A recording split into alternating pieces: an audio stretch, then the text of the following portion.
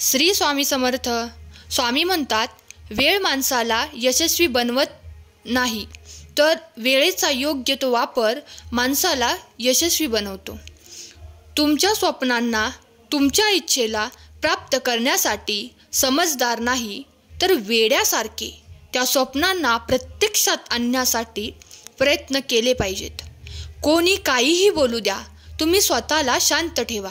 कारण सूर्याची उष्णता कितीही असली तरी ती समुद्राला सुकवू शकत नाही.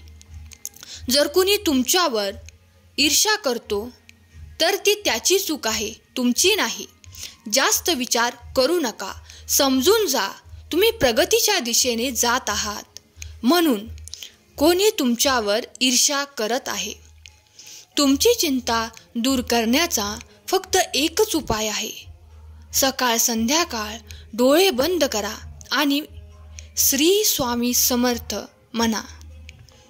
तुम्ही जेव्हा स्वतःपेक्षा जास्त कोणावरती प्रेम करता, तेव्हा तुम्ही एवढे कमी मूल्यमान होऊ जाता की त्यांना तुमचे मोल राहत नाही. कधी रडून कोणाच्या पायावरती पडून प्रेमाची भीक मागू नका. जर समोरच्या व्यक्तीचे प्रेम खरे असेल तर तो तुम्हाला कधीही रडू देणार नाही.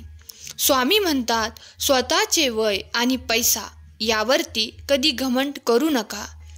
कारण आयुष्यात जे मोजता येतं ते कधी ना कधी नष्ट होते. दुसऱ्याच्या वाईट वेळेत हसणाऱ्यांनी नेहमी लक्षात ठेवावे, वेळ जेव्हा शिकार करते तेव्हा चारी बाजूने वार करते आणि ही वेळ कोणावरही येऊ शकते. तू कोणाला फसवू नकोस. मी आहे तुझ्या पाठीशी. तुझी फसवणूक होऊ देणार नाही. स्वामींचा आशीर्वाद प्राप्त करण्यासाठी आत्ताच श्री स्वामी समर्थ टाईप करा. व्हिडिओला लाईक करा. चॅनलला सबस्क्राईब नसेल केलं तर जरूर सबस्क्राईब करा. लक्षात ठेव, मी तुझा हात पकडला आहे, तो सोडवण्यासाठी नाही. फक्त मला विसरू नकोस. तुझे प्रत्येक चांगले कर्म मला समर्पित करत जा. स्वामी म्हणतात, मेहनत आणि कष्ट तुमची सवय बनेल तर यशस्वी होण्यापासून तुम्हाला ह्या जगात कोणीही अडवू शकत नाही. आयुष्यात एकटे चालायला शिका. जरुरी नाही की आज तुमच्यासोबत आहेत ते उद्याही तुमच्यासोबत असतीलच. तू कसली चिंता करू नकोस.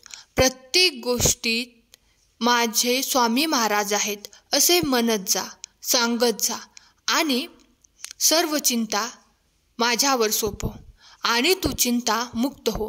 चिंता म्हणजे आयुष्याची चिता होण्यासारखे आहे. आयुष्य खूप सुंदर आहे, त्याला कठीण बनवू नकोस. आयुष्य एक कोडं आहे, एक परमात्म्याची माया आहे. त्यातील दुःखांना सत्य समजून त्यामध्ये आसक्त होऊ नकोस. माझ्या बाळा, एक गोष्ट नीट समजून घे. अडचण आयुष्यात नव्हे तर आपल्या मनात असतात. तू ज्या दिवशी तुझ्या मनावर विजय मिळवशील त्या दिवशी तुझ्या आयुष्यातून सर्व अडचणी दूर झालेल्या असतील आणि तू आनंदी आणि सुखी असशील. परिस्थिती सगळ्यांची परीक्षा बघते, म्हणून हताश होऊन कधी जगायचं नसतं आणि रडत बसलो की दुनिया हसते हे कधी विसरायचं नसतं. आयुष्यात काहीही नसले तरी चालेल, पण या ब्रह्मांड नायकाचा आशीर्वाद आपल्या डोक्यावरती असणे खूप गरजेचे आहे. म्हणून स्वामींचा आशीर्वाद प्राप्त करण्यासाठी खरा स्वामी भक्त टाईप करा. आशीर्वाद घेता येतील तेवढे घ्या. तळतळाट मात्र कुणाचाही घेऊ नका. आपल्या सुखासाठी कुणाला दुखावू नका. आयुष्य जेव्हा तुम्हाला हसवेल तेव्हा समजून जा की चांगले कर्माची फळे आहे आणि आयुष्य जेव्हा रडवेल तेव्हा समजून जा की चांगले कर्म करण्याची वेळ आली आहे. ज्याचे कर्म चांगले आहेत तो कधी संपत नसतो. सत्कर्मी माणसाला जीवनामध्ये अडचणी येतात, परंतु त्या संपणाऱ्या असतात. याउलट जो दुसऱ्याला अडचणीत आणतो त्याच्या अडचणी आयुष्यभर संपत नाहीत. आणि अडचणी आयुष्यात नव्हे तर मनात असतात. ज्या दिवशी मनावर विजय मिळवाल त्या दिवशी एकही अडचण आयुष्यात राहणार नाही. माझ्या बाळा, तू कर्म करत जा, फळाची अपेक्षा न ठेवता. कर्म करणे हे तुझे कर्तव्य आहे आणि तुझ्या कर्माला योग्य फळ देणे ही माझी जबाबदारी आहे. मला माहीत आहे सध्या तू किती कठीण प्रसंगांना तोंड देतो आहेस. हेही दिवस सरतील. विश्वास ठेव, तू एकटा नाहीस. मी आहे तुझ्या पाठीशी. फक्त आर्ततेने हाक दे. सेवा करायची असेल तर घड्याळ पाहू नको. प्रसाद घ्यायचा असेल तर चव पाहू नको. आणि स्वामींचे नामस्मरण करायचे असेल तर जागा पाहू नको. तुलाही संधी मिळेल. उदास होऊ नकोस. आयुष्य खूप सुंदर आहे, फक्त तू खचू नकोस.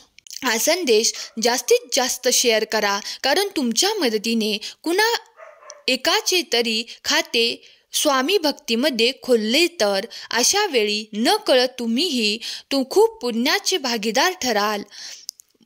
आपल्याला जे हवे ते आपण स्वामींकडून मागत राहतो. आपले कल्याण कशात आहे हे स्वामींना आपल्यापेक्षा जास्त चांगले समजते. म्हणून स्वामींवर पूर्ण विश्वास ठेवा. ती आपल्याला कधीच सोडून देत नाहीत हे लक्षात ठेवा. प्रार्थनेमध्ये प्रचंड सामर्थ्य असते.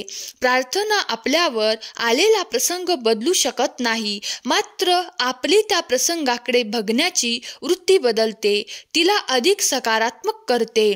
समस्या कोणतीही असू दे, तार्किकदृष्ट्या जरीही तिचे समाधान दिसत नसेल तरीही जिथे तर्क संपतो तिथे अतर्क्य अवधूत स्वामी रायांची सत्ता सुरू होते. ही समज ठेवून आपल्याला अतिशय श्रद्धेने आपले प्रयत्न प्रामाणिकपणे करत राहायचे आहे. मग बघा, निश्चितच समस्या सुटते आणि आपले मन स्वामींच्या प्रती धन्यवादाच्या भावनेने ओतप्रोत भरून जाईल. स्वामी महाराजांनी आम्हा सर्वांसह सर्व मानव जातीसाठी जो माझी अनन्य भक्तीच्या भावनेने सेवा करेल त्याचा संपूर्ण जीवनाचा योगक्षेम मी चालवेन. भिवू नकोस, मी तुझ्या पाठीशी आहे. श्री स्वामी समर्थ. आजचा हा व्हिडिओ आवडला असल्यास व्हिडिओला लाईक करा आणि कमेंट बॉक्समध्ये श्री स्वामी समर्थ लिहायला विसरू नका. श्री स्वामी समर्थ. धन्यवाद.